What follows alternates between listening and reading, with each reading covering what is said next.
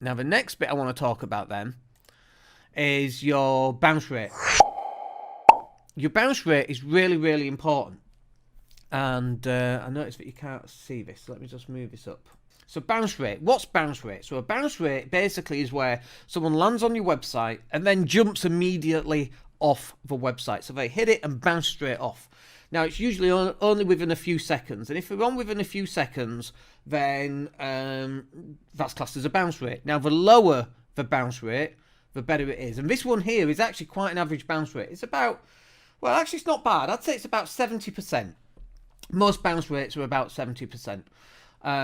And your idea is that you keep dropping it. Now, when you're reducing bounce rate, you don't get 20% reductions in bounce rate. It just drops slowly every single time.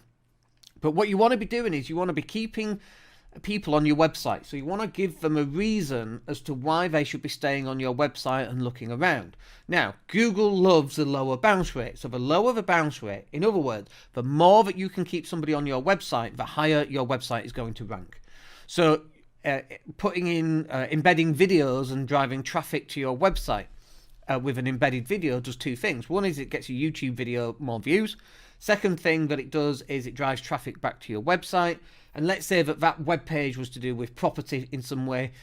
You've got your Facebook pixel on that page, so then when you want to run adverts for people who are interested in property, you can include that page, and anyone who's landed on that page and watched that video now gets served an advert. This is how it works. It's very, very clever. But it's 2022. It should be bloody clever. We've got, we've colonized the planet with robots. Mars, so they've got robots on there. We are conquerors of another planet, albeit by very stupid robots, controlled by us here in on Earth. But this is bounce rate, and the less bounce rate you've got, the better it's going to be for you. Let me just pull up my notes, make sure I've not missed anything else off. So yeah, post engagements. Now the bit that's important here is, let me just go back onto the next one. Yeah, so engagement is the next bit that I actually want to talk about. And I noticed that you can't see some of that, so let me just move some of this over, make it a bit smaller. That's fine. Okay, so you can see that. So on the engagement, now obviously here you've got increasing engagement, and actually this figure down here, it's increased by 26.5%. So it's increased within a month by 25%, which is amazing, okay? And that's exactly what you want. But one of the things that you don't want to focus on is pure engagement, because engagement's irrelevant. It's just irrelevant. It's like, how many views am I getting? How many likes am I getting? Is an ego-based reaction to how many views you're getting. It's irrelevant. The only thing that matters for me is what's the cash in the bank? How many leads are we generating? How many contacts have we increased this month by?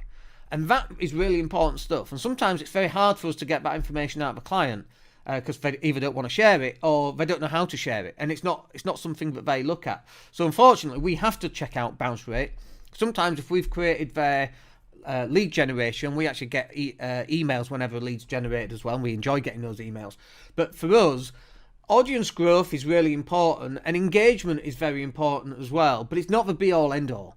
And I think too many people just focus on these, when actually you should be focused on leads, contacts, phone calls, strategy sessions, meetings, sales, cash. That stuff is what pays all the bills. Getting 1,000 likes on a post doesn't pay bills. I was having a conversation with yesterday or the day before, and it's a chap I've known for quite some time, and he was telling me about his daughter who's getting all these views on TikTok, like 600,000 views. And a couple of days previous to that, I was reading about how TikTok manipulates views, and as soon as you monetize it, the views go right down. And it's almost, I'm not saying TikTok do this, obviously, but it's almost like, are the views actually views, or is there something else going on here? And I suspect there's probably something else going on there, quite frankly. But let me just show you this as well, because I just want to show you this down here. What am I doing there? Okay. Why can't that work? There we go. So this is one of the things. So we're talking about impressions here. I just took a screenshot because you can't see it. So total impressions has actually increased by 31% since the previous accounting period, if you like. So since the start of November, end of October, to the start of December, and then from the 1st of December up to, last month's report at the end of December, the total impressions has increased by 37%. And here you can see the impressions. And it's all organic. I ran some Facebook ads down at the bottom here in December, which is something that they wanted to run. But basically it's organic. But the organic, or rather the total page impression has increased by 37%. This sort of stuff is what you want to be looking at. Because what it means is that the content that you're actually putting out is actually working for you. And if you're putting out content and none of these numbers are changing, it's awesome. Because it's like, well, the content's wrong, obviously. So this number will tell you, and all of these numbers that we've gone through today, all of these will actually tell you, let me move you back to me.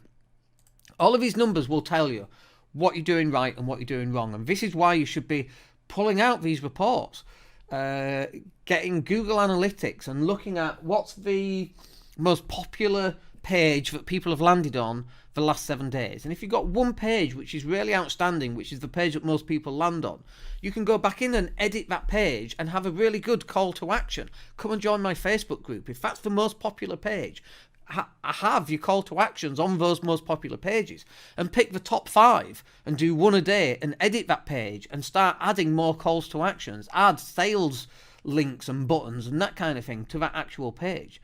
I do this with my YouTube channel, which I'm not going to show you, but let's have a look at analytics here on my YouTube videos. This bit is really, really important. So we are increasing our views, and I can see the graph is going up exactly how it should be. And then if I go to our Libsyn, which is what we use for uploading podcasts to iTunes and Spotify and Amazon and all of that kind of thing. I reckon one day our podcasts will be on Netflix, by the way. I'm sure Netflix, that's pretty easy for Netflix to do, is just add podcasts onto their system. I don't know why they don't do that. That would be cool. Imagine having your own show on Netflix via podcast. That was pretty amazing. But when I look at our views, our downloads, I can see them going up again. All this stuff, all this data is really, really important, because this is telling you what it is that you should be focusing on next. And a lot of business owners, especially at the start, they start twiddling their thumbs, they don't know what to work on. And it's like, well, guys, this data is going to tell you what you should be working on. Let me just go back to this one and share this one. Second screen. There. Let me just share that. So this one right here, this will tell you what your growth is. This will, number of sessions increased by 22.84%. You can't see that, so let me just show you that as well. Okay, yeah, look at that. Number of sessions increased by 22.84%. This is what you should be doing. This is why you're driving traffic. But most people don't understand, because they can't see the numbers. It's like they can't see in real life what's actually going on, because they never pull out reports. And so you've got to start pulling out reports. It's absolutely vital. It's the number one thing that you should be doing if you've not done it yet. And if you don't know how to do it, just book a strategy call, and we'll pull off a report for you. We'll show you how it's done. We'll have a chat about your content. We'll take a look at your Facebook page, and we'll see what is it that you're doing right, and what is it that you're doing wrong. Now, actually, we're only seeing one side of it, which is what's presented on Facebook. What's underneath the bonnet, underneath the hood of the car, what's actually happening inside the engine. That's the bit that we really need. We can't get access to that until you sign up and we start running these reports, and we start putting content out, and we start seeing your website views increase. And when your website views start to increase, guess what actually happens after that? Your money, your income, your cash flow, all of that starts to increase as well. Anyway, look, I hope that's useful. It's really a tough podcast doing reports, because we're all over the place, and it's so hard, and it's not the most interesting of topics, but it's like do reports, or just, it's like driving to the airport and not having sat nav and not knowing where the airport is. Like, are you even going in the right direction? Is what you're doing actually working and moving you closer to your goal? And you don't know because you haven't got the reports. And And then it's even worse because it's like driving to the airport but without a car, right? If you've not got content going out in any way, shape or form on a regular basis, and not the crap content that everybody puts out, pictures of cats and motivational quotes, that doesn't help. It doesn't grow your business. It helps you think that you've done okay by putting out a bit of content, but really, it's not really helping. So look, I hope that's useful. We'll catch up with you in the next podcast. My name's Dan Latto. Have yourselves a wicked day. Take care.